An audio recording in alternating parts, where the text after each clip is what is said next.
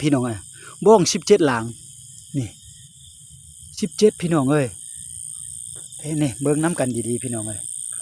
โอ้ยเป็นตาเสียดายเนาะเป็นหยังเราบ่ติดอุปจักเบาจันก็เที่ยวบ่เคยใส่จักเถื่อเนาะรอบนี้น่ะบ่ติดนั่นจักแม่นใส่ตามล่ะเลยสูงแต่ว่าตัวนี้พี่น้องตัวนี้นี่ตัวนี้ฮูดโอ้พี่น้องเอ้ยนี่บ่ติดพี่น้องเอ้ยโอ้นี่ตัวนี้เด้นี่โอ้พี่น้องเอานี่1หลัง2หลังนี่ก็ฮูดนี่โอ้แสดงว่าเบาจัน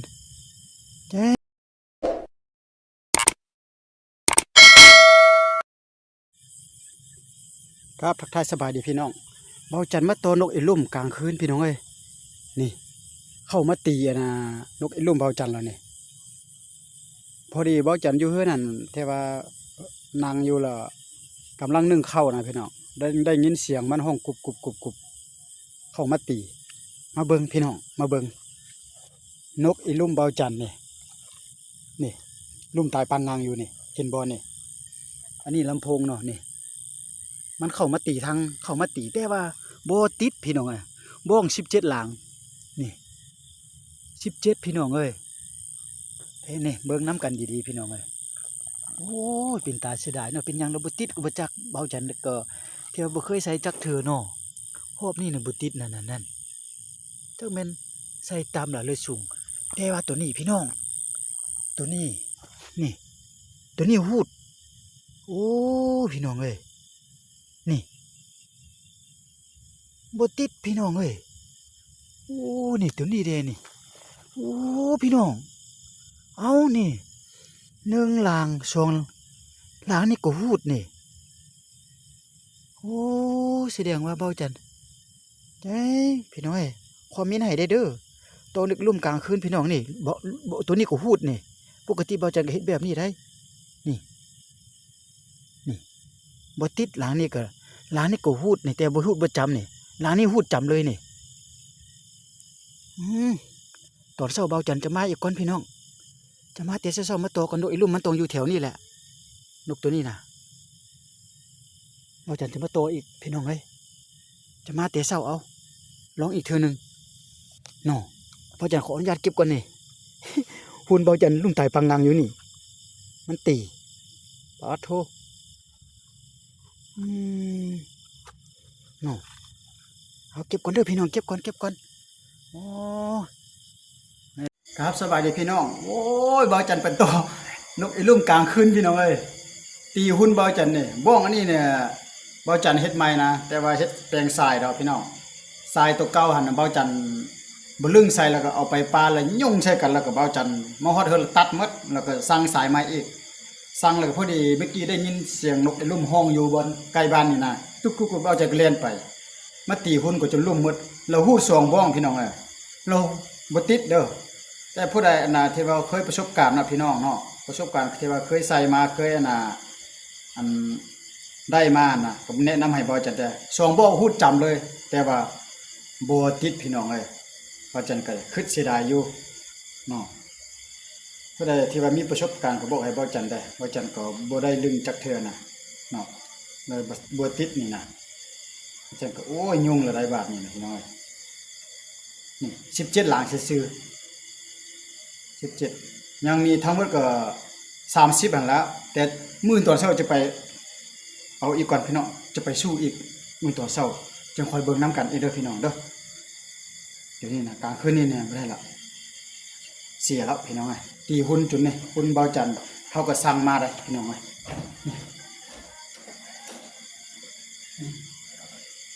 หุ่นเบาจันนี่นะเนาะเบาจันก็สั่งมาเป็นที่เรียบร้อยนี่นกอีลุ่มตีจนปีนี้ปีนปงงปังงังไว้ว่าจะก็ไปหาก็ไปเบิ่งได้นี่มื้อตัวเช้าไปแต่เช้ารถอีกเนาะพี่น้องจำบานบ่แล้วเอาตัวนี้เลย17หลังตัวเก่าก็มีนี่มันติดจังซี่พี่น้องเอาให้พี่น้องเบิ่งเราจันละบ่ลึงใส่เราจันละตัดสายพี่น้องเอ้ยนี่น่ะนั่นต ตัวนี้เนี่ยเบาจันตัดสายนี่เป็นกุดเป็นกิ๊บมัดเห็นบ่นี่เป็นคอดมัดนี่เบาจันตัดละกันนี่แบบนี้นี่เป็นคอดมันน่ะแล้วก็จะสั่งสายมาเท่านั้นสั่งมาแล้วมันสายมันบ่พอมีแต่6 มัดพี่น้องมาใส่แล้วบ่พอถ้ามาแล้วก็ต้องแม่น10 ปลายมัดพุ่นล่ะน้อยจังพอน่ะอันนี้ฮะแล้วมื้ออื่นน่ะตัวเก่านี่ก็จะปักแล้วก็ตัวนี้ก็จะปักพี่น้องไปรุ่นรับชมนํกันเลยเนาะเดี๋ยวนี้ปักก่อนพี่น้องโอ้คือว่าจะมาแล้วนั่นเลยมาแล้วบ่ได้เลือดพี่น้องเนาะบ่กินนะเอาไหมเอาตอนจะคำนี้ก่อนพอกันมื้ออื่นตอนเช้าต่อไปพี่น้อง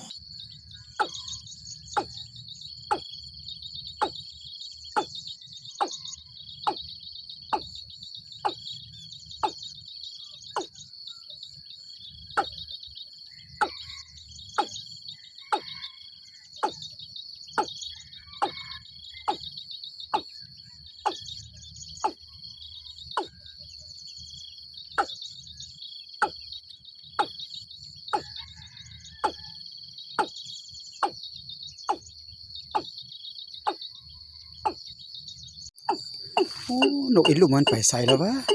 บ่มาแล้วพี่น้องเอ้ยคิดว่าจะมาบ่มาอีกแล้วจักไปใส่บ่ฮู้แหละนี่เมื่อคืนห้องอยู่นี่เบาจันโตแล้วเบาจันมาโตบ่หั่นเราไปตีหุ่นเบาจันเลยค่อมปีนค่อมหายอยู่เอาขออนุญาตเก็บก่อนพี่น้อยโอ้บ่มามืดเด้อ๋อเมื่อคืนน่ะมาอยู่เมื่อคืนน่ะมาแหนเอาหุ่นมาตั้งน่ะมาต่อแล้วตีหุ่นกูจนค่อมปีนค่อมหายหมดแล้วกลางคืนเนี่ยกูมาตอน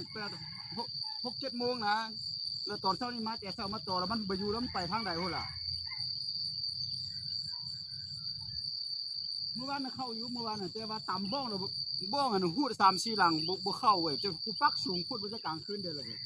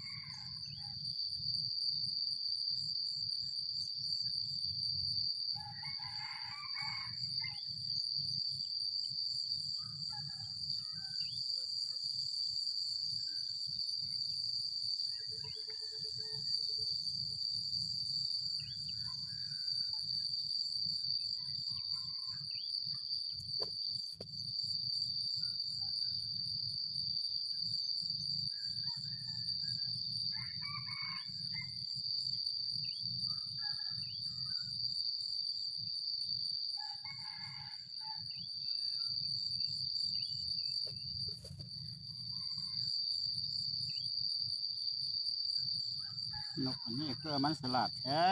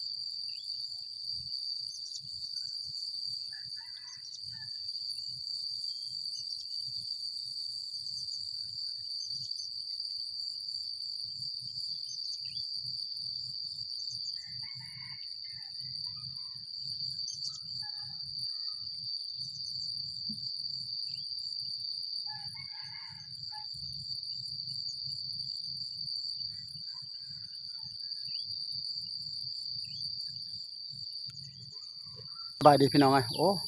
บ่เข้าพี่น้องเอ้ยมันไปทางใดบ่ฮู้ล่ะบ่มาเลยมันเมื่อคืนมาตีหุ่นเบาจันแล้วก็บ่มาเลยนี่ๆเบาจันเมื่อคืนโตบ่นี่แน่นะบ่นี่ก็มีเสาไฟฟ้าเนาะเมื่อคืนน่ะห้องอยู่บ่นี้แล้วเบาจันก็โตนี่โตอยู่นี่นี่ๆโตอยู่เด้มันตีหุ่นเบาจันค่อมปีนค่อมหายหมดแล้วก็เบาจันก็บ่โตอีกแล้วก็บ่ฮู้ว่ามันไปทางใดบ่ล่ะเดี๋ยวนี้บ่อยู่แล้วพี่น้องเอ้ยมันไปทางอื่นแล้วคาดว่าอยู่เนาะแต่เช้าเบาจันมาโตมันต้องมาอีกล่ะสำหรับคลิปนี้ก็